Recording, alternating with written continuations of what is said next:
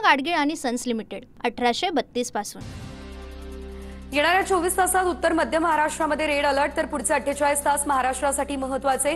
24 तासात मराठवाड्यातील पावसाचं प्रमाण कमी होणार, नागरिकांना सतर्कतेचा इशारा। हवामान शास्त्रज्ञ एस सानप यांची माहिती। अहिल्यानगरच्या शेवगाव तालुक्यात झालेल्या पावसामुळे नद्या-नाल्यांना पूर, शेवगावमधील भगूर परिसर पाण्याखाली, शेतात 2 ते 2.5 फुटांपर्यंत साचलंय पावसाचं पाणी। संततधार पावसामुळे साईनगर शिर्डी जलमय, तर राहात साकुरी या शिवारामध्ये 4 जण गेले वाहून, तर 2घांना वाचवण्यात यश।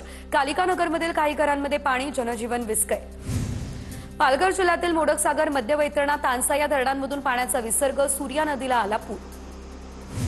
नाशिकच्या येवला तालुक्यात पाणीच पाणी, नागळे परिसरातील नारंदी नदीला महापूर, अनेक गावांचा संपर्क तुटला। जळगावच्या मण्यार धरणातून 40,000 पेक्षा जास्त क्युसेकने पाण्याचा विसर्ग, तर सततच्या पावसामुळे 40गावमधील नांद्रे गावाची संरक्षण भिंत कुठल्याही क्षणी कोसळण्याची शक्यता। 500 पेक्षा जास्त लोकांचं सुरक्षित स्थळी स्थलांतर। अहिल्यानगरच्या शेवगावमधील देवटाकळी शिवारामध्ये पूर, तर पुरात अडकलेल्या नागरिकांचं हेलिकॉप्टरच्या सहाय्यानं रेस्क्यू, आणखी अनेक जण पुरात अडकल्याची माहिती। नांदेड जिल्ह्यातील राहेगावला गोदावरी नदीच्या पाण्याचा वेढा बसला, गावात 1000 ते 1200 लोक अडकल्याची प्राथमिक माहिती। पुराच्या पाण्यात अडकलेल्या नागरिकांचं रेस्क्यू सुरू। छत्रपती संभाजीनगरच्या कन्नड तालुक्यातील शिवना टाकळी बंधारा ओसंडून वाहू लागला, नदीकाठच्या नागरिकांना सतर्कतेचा इशारा। जायकवाडी धरणाच्या 27 दरवाजांमधून 2.25 लाख क्युसेकने पाण्याचा विसर्ग, गेल्या 20 वर्षात पहिल्यांदा इतका मोठा विसर्ग, नदीकाठच्या नागरिकांना सतर्कतेचा इशारा।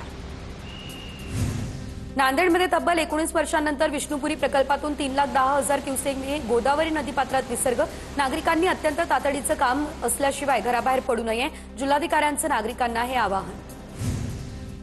नाशिकच्या गंगापूर धरणातून पाण्याचा विसर्ग वाढला, 9,828 क्युसेकने पाण्याचा विसर्ग, तर नांदूर मध्यमेश्वर धरणातून 69,000 क्युसेक वेगानं जायकवाडीच्या दिशेने पाण्याचा विसर्ग सुरू। संततधार पावसामुळे नाशिकच्या मनमाडमधील गिरणा आणि मोसम नदीला आला पूर, प्रशासनाच्या वतीने नदीकाठच्या नागरिकांना सतर्कतेचा इशारा। रायगड जिल्ह्यासाठी मुसळधार ते अतिमुसळधार पावसाचा इशारा, आंबा नदीच्या पाणी पातळीत वाढ, पावसाचा जोर कायम राहिल्यास पूरसदृश्य परिस्थिती निर्माण होण्याचीही शक्यता।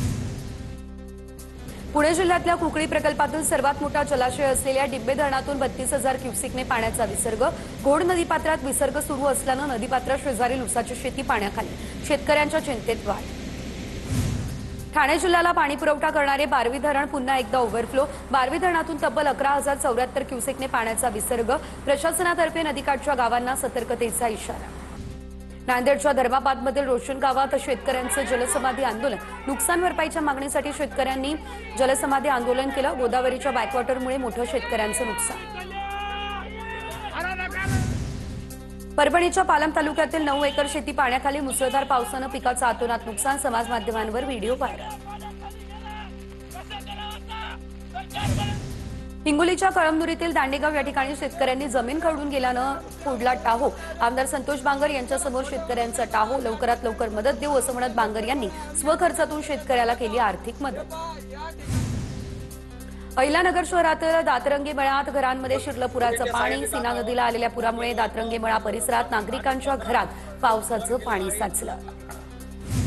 छत्रपती संभाजीनगरच्या सिल्लोडमधील बाजार सावंगीमध्ये पुरात अडकलेल्या नागरिकांना वाचवलं, 7 ते 8 वर्षांच्या 3 मुलांचा देखील यात होता समावेश। अग्निशमन दलानं पहाटे 4 वाजता गावात दाखल होत केली नागरिकांची सुटका।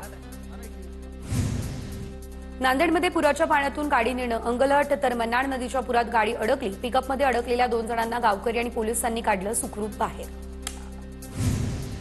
छत्रपती संभाजीनगर कालचालकाचा पुराच्या प्रवाहातून जीवघेणा प्रवास, तर जायकवाडी धरणाचा विसर्ग सुरू असताना पुलाच्या वर गेलेल्या पाण्यात कार घातली, सुदैवानं कार चालक सुरक्षित काठावरती पोहोचला।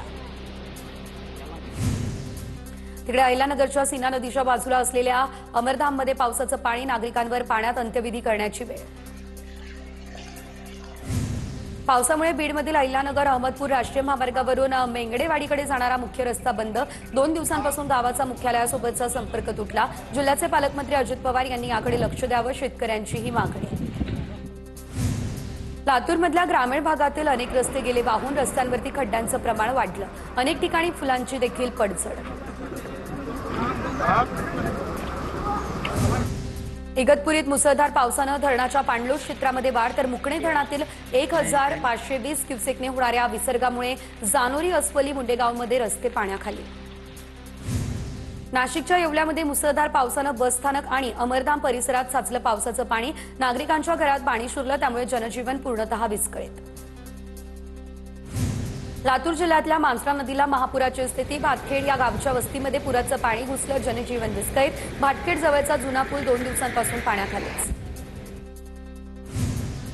सुरू असलेल्या मुसळधार पावसानं पुन्हा एकदा धुळे जिल्हा रुग्णालयातील आवारात मोठ्या प्रमाणात पावसाचं पाणी साचलं. पाणी साचल्यानं सीटी स्कॅन याशिवाय आयसीयू विभागाकडे जाण्यासाठी रुग्ण आणि नातेवाईकांचे हाल. अहिलानगरच्या राहता परिसरात सोंगणी करून ठेवलेलं सोयाबीन पीक गेलं वाहून. हातातोंडाशी आलेला घास हिरावला, शेतांना तलावाचं स्वरूप. नाशिकमधील येवला, निफाड आणि चांदवडसह इतर तालुक्यांमध्ये जोरदार पाऊस. शेतात पुन्हा पावसाचं पाणी साचलं. मका, सोयाबीन, टोमॅटो, कपाशीसह इतर पिकांनाही बसला पावसाचा फटका. अहिलानगरातील अनेक गावांमध्ये अतिवृष्टीमुळे पूरपरिस्थिती. नेवासा, श्रीरामपूर, कोपरगावसह राहता तालुक्यात अतिवृष्टीमुळे खरीप पिकांसह कांद्याचे पीक भुईसपाट. शेतकऱ्यांकडून सरसकट नुकसान भरपाई देण्याची मागणी. बीडमधील जेवा, पिंपरी आणि हिंगणीमध्ये पिकं पाण्याखाली गेल्यानं शेतकऱ्यांचं अतोनात नुकसान. प्रशासनाकडून परिसरातील नुकसानीचे पंचनामे करण्यास सुरुवात. जाफराबाद तालुक्यात मुसळधार पावसाची हजेरी. पावसामुळे देवळगव्हाण या ठिकाणी सहदेव बनकर या शेतकऱ्याचा 5 एकर क्षेत्रावरील ऊस जमीनदोस्त. शेतकऱ्याचं मोठ्या प्रमाणात आर्थिक नुकसान. लातूरमध्ये मुसळधार पाऊस, लाखो हेक्टरवरील पिकांचं नुकसान. शेतात पाणी साचलं, त्यामुळे पिकं सडली. तिरू नदीचा पूर ओसरण्यास सुरुवात. जळगावच्या एरंडोलमध्ये अंतुर्ली या ठिकाणी अतिवृष्टीमुळे शेतांमध्ये साचलं पावसाचं पाणी. मोसंबी, मका, कपाशीसह इतर पिकांचं झालं मोठ्या प्रमाणात नुकसान. अहिलानगरमध्ये पावसामुळे दसऱ्याच्या तोंडावर हाताशी आलेलं पीक पाण्याखाली. 2 दिवसांनी बाजारात जाणारा झेंडू पाण्यात गेला, त्यामुळे शेतकरी संकटात. राहता तालुक्यात ढगफुटी सदृश्य पाऊस, त्यामुळे अनेक गावांचा संपर्क तुटला. बुलडाण्याच्या लोणारचे कांबळजा माता शक्तीपीठ पाण्याखाली. लोणार सरोवराचे पाणी देवीच्या गाभाऱ्यात शिरलं, तर मोर महादेव, वाघ महादेव, बगीचा महादेव यासह परिसरातील अनेक मंदिरं पाण्याखाली. जळगावच्या चाळीसगाव तालुक्यात पावसाचा हाहाकार. डोंगरी आणि तितूर या नद्यांनी धोक्याची पातळी ओलांडली. नागरिकांच्या घरात, व्यापारी संकुलामध्ये शिरलं पावसाचं पाणी.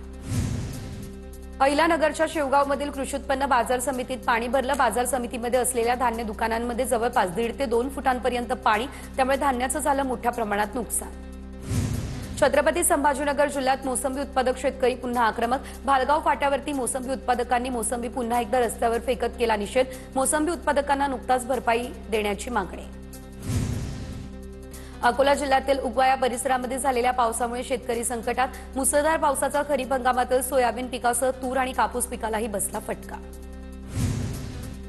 संभाजीनगरच्या लासूर गावातील शिवणा नदीला पूर. पालकमंत्री संजय शिरसाट यांच्याकडून पूरग्रस्त भागाची पाहणी.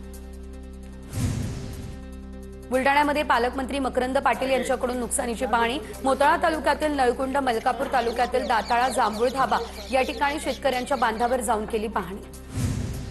सोलापूरच्या माळ्यातील सीना नदीच्या पुरात शेतीचं आणि घराचं नुकसान, तर विद्यार्थ्यांची वह्यापुस्तकं भिजली. ही भिजलेली वह्यापुस्तकं सुकवण्यासाठी विद्यार्थ्यांचा नदीकाठी आटोकाट प्रयत्न. पुण्यातील टॉयरल इंडिया कंपनीकडून बीडच्या पूरग्रस्तांना मदत. पूरग्रस्त भागातील नागरिकांना किराणा किटचं वाटप. भरत गीते यांच्या कंपनीकडून जीवनावश्यक वस्तू आणि रेशनचंही वाटप. धाराशिवच्या तेरणा पब्लिक चॅरिटेबल ट्रस्टकडून पूरग्रस्तांना मदतीचा हात. ट्रस्टकडून 51 लाख रुपये पूरग्रस्तांच्या मदतीसाठी. मुख्यमंत्री सहायता निधीमध्ये हे पैसे जमा. आमदार राणा जगजितसिंह पाटील यांनी दिली माहिती. पूना गाडगीळ आणि सन्स लिमिटेड 1832 पासून.